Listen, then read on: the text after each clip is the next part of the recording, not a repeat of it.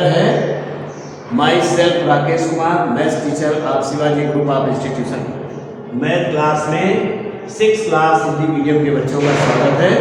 तो बच्चों चैप्टर इस क्लास में चैप्टर 11 में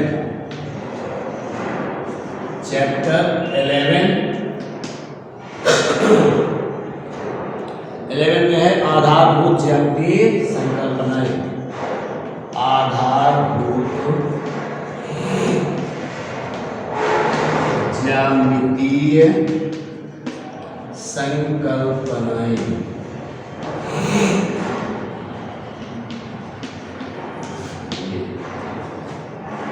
तो सबसे पहले इसमें आता है, परिचय करते हैं जरा।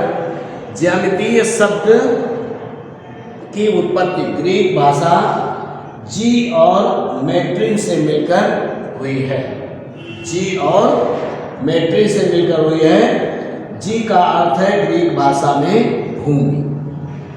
जी का अर्थ ग्रीक भाषा में भूमि होता है और मैट्रिन का अर्थ होता है गणना करना।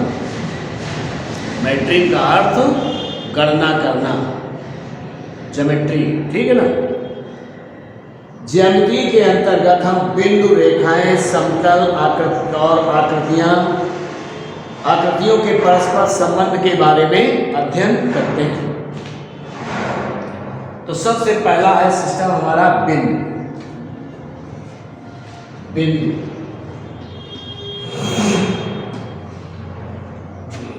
तो बिंदु किसको कहते हैं? तो बिंदुओं की सीमाएं नहीं होती हैं। कोई भी बिंदु है इस प्रकार से, तो बिंदुओं की सीमाएं नहीं होती हैं, अर्थात बिंदुओं की लंबाई, चौड़ाई और ऊंचाई नहीं होती है।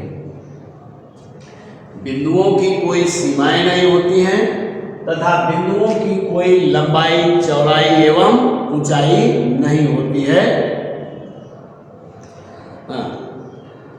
बिंदु वास्तव में एक विचार अथवा किसी बड़ी आकृति की बिल्कुल प्रारंभिक अवस्था ही होती है।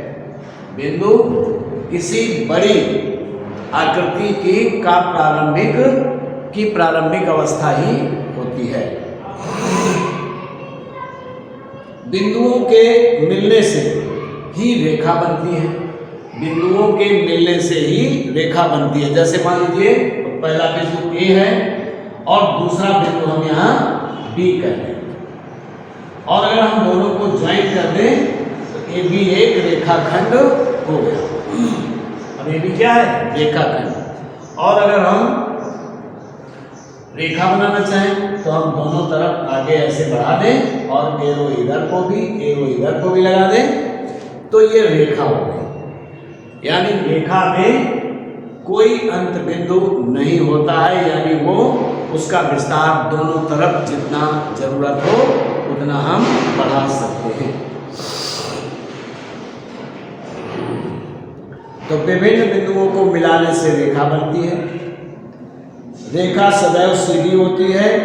रेखा की एक चौड़ाई या मोटाई, रेखा की कोई चौड़ाई या मोटाई नहीं होती है। इसकी लंबाई होती है या एकदम सीधी होती है और हमको दोनों दिशाओं में विस्तृत किया जा सकता है। लंबाई रेखा का विशेष गुण है।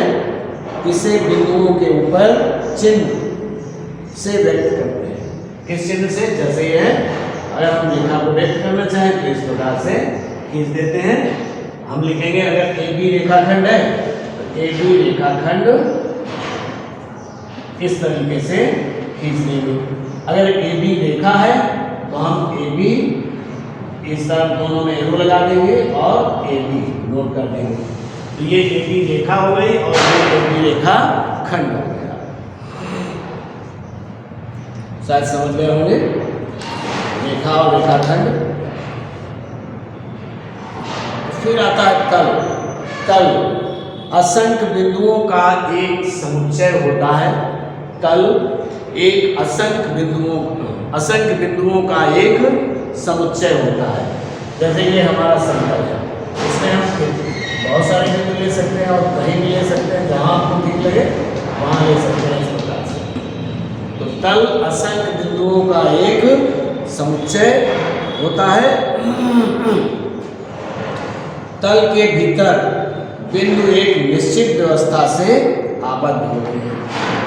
तल के अंदर सभी बिंदु एक निश्चित ढंग से आबद्ध होते हैं या एक दूसरे से संबंधित होते हैं। तल का विस्तार किसी भी दिशा में अनंत तक होता है। तल का विस्तार किसी भी दिशा में अनंत तक होता है। तल की कोई मोटाई नहीं होती है, लेकिन तल की लंबाई और चौड़ाई होती है। आधार रूप में 3 दिशाओं को मानते हुए हम तल को इन 3 बिंदुओं से प्रदर्शित करते हैं। यहाँ यह आवश्यक नहीं है कि 3 बिंदु एक ही रेखा पर हों। जैसे मानिए इधर ले लेते हैं एक बिंदु इधर ले लेते हैं और एक बिंदु इधर ले लेते हैं। अब तीनों को अगर हम ज्वाइन करते हैं तो समतल पर ये आकृति एक बन जाती है। अब आइए समांतर रेखाएं।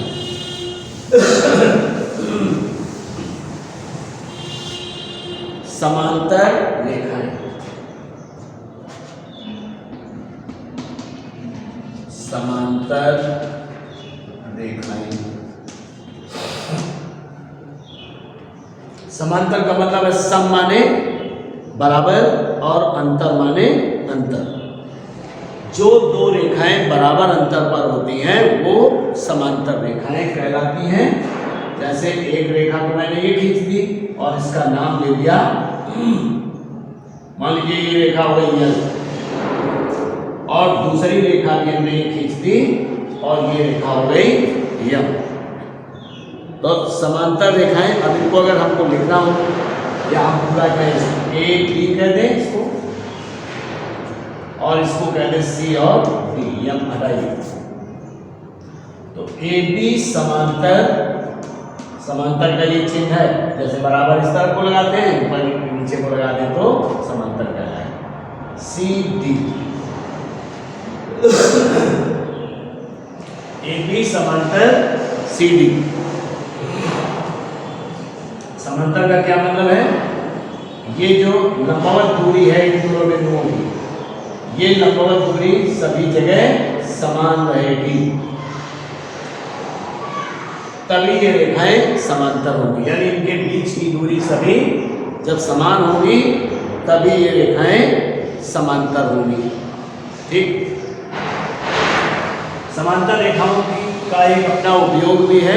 जैसे रेलवे ट्रैक, जो रेलवे ट्रैक बना हुआ है वो उसमें 2 रेखाएं समांतर ही जाती हैं, और अगर उनके बीच की दूरी कहीं कम ज़्यादा हो जाए तो ट्रेन का चलना मुश्किल है या दुर्घटना संभव है। तो आप समझ गए होंगे समांतर रेखाएं। अब समांतर रेखाओं की विशेषता में आइए जरा। इन्हीं 2 समांतर रेखाओं को, ये 2 समांतर रेखाएं हैं, इन्हीं 2 समांतर रेखाओं को यदि कोई तिर्यक रेखा प्रतिच्छेद करती है तो इस प्रकार से कई कोण बन जाते हैं। एक बन गया, दूसरा ये बन गया, तीसरा और चौथा। ऐसे इसमें 1 2 3 और ये हो गया।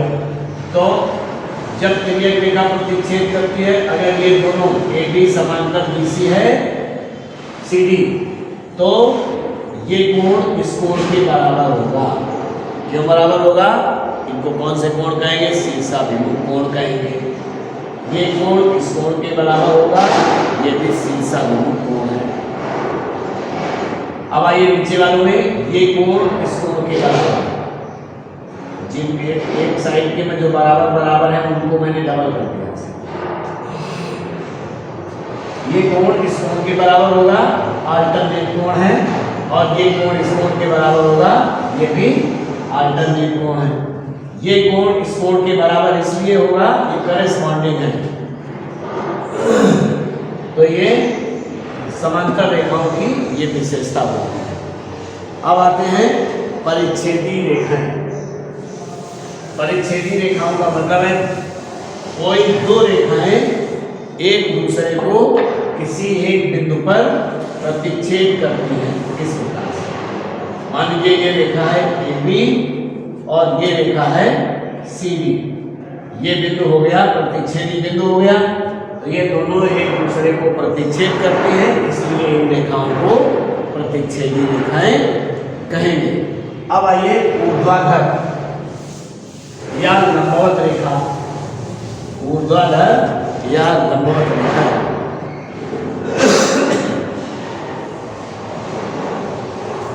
इस प्रकार से अगर कोई दो रेखाएं एक दूसरे को इंटरसेक्ट करती हैं या काटती हैं, किस प्रकार से इनके बीच का कोण 90 अंश हो, तो ये दोनों रेखाएं ऊर्ध्वाधर रेखाएं होती हैं।